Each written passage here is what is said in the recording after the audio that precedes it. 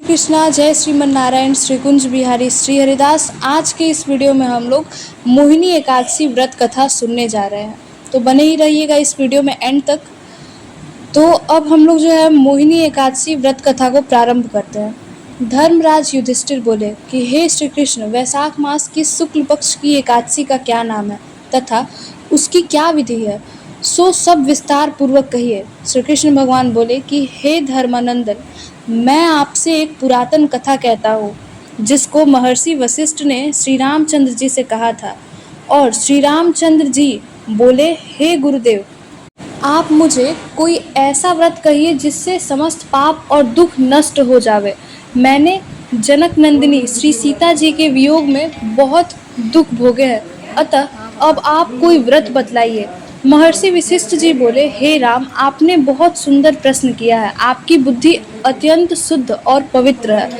आपके मन के स्मरण मात्र से ही मनुष्य पवित्र हो जाता है। आपके नाम के स्मरण मात्र से ही मनुष्य पवित्र हो जाता है।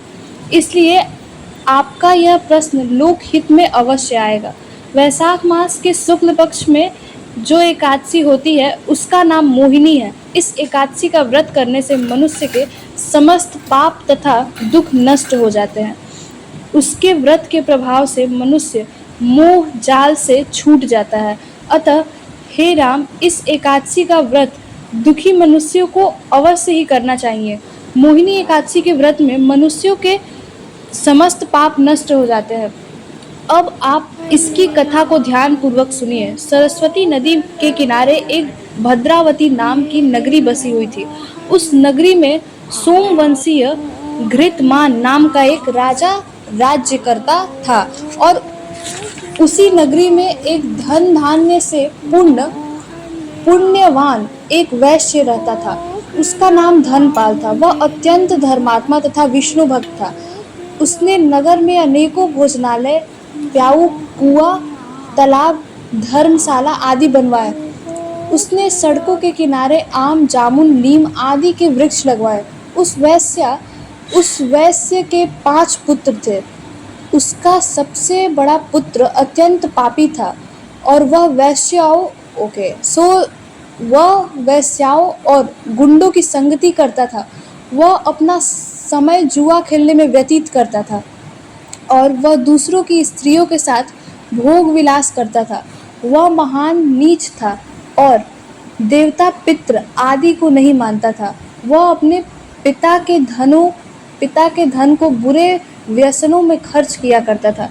वह मद्यपान तथा मांस का भक्षण किया करता था। इस पर उसके पिता, भाइयों तथा कुटुंबियों ने उसे घर से निकाल दिया और उसकी निंदा करने लगे। घर से निकालने के बाद अपने आभूषणों तथा वस्त्रों को बेचकर रहने लगे। धन नष्ट हो जाने पर वैश्याओं ने तथा गुंडों ने भी उसका साथ छोड़ दिया। अब वह भूख और प्यास में दुखी रहने लगा। अब उसने चोरी करने का विचार किया और रात्रि में चोरी करने लगा। एक दिन वह पकड़ा गया, परंतु सिपाहियों ने वैश्य के पुत्र जानकर छोड़ दिया। वह दूसरी बार फिर पकड़ा गया और राजा ने उसे कारागार में बंद कर दिया। कारागार में राजा ने उसको बहुत दुख दिए और उससे नगर छोड़ने को कहा। अंत में वह दुखी होकर नगर को छोड़ गया और जंगल में पशु पक्षियों को मार मार कर खाने लगा। फिर बहेलिया बन गया और धनुष बाण से पशुओं पक्षियों को मार मार कर खाने लगा। एक दिन वह पापी भूख और प्यास से व्याकुल होने के बाद खाने की खोज में निकल पड़ा और कौटिल्य ऋषि के आश्रम पर आ पहुंचा। इस समय वैशाख का महीना था। कौटिल्य ऋषि गंगा स्नान करके आए थे और उनके भीगे वस्त्रों से छींटे मात्र से उस पापी का कुछ सद्बुद्धि प्राप्त हुई। वह पापी मुनि के पास जाकर हाथ जोड़कर कहने लगा, हे मुनि, मैंने अपने जीवन में बहुत पाप किए हैं। आप उन पापों से छूटने का कुछ साधारण और बिना धन का उपाय बतलाइए। तब ऋषि बोले कि तू ध्यान देकर सुन, तू वैशाख मास के शुक्ल पक्ष की एकादशी का व्रत कर। इस एकादशी का नाम मोहिनी है।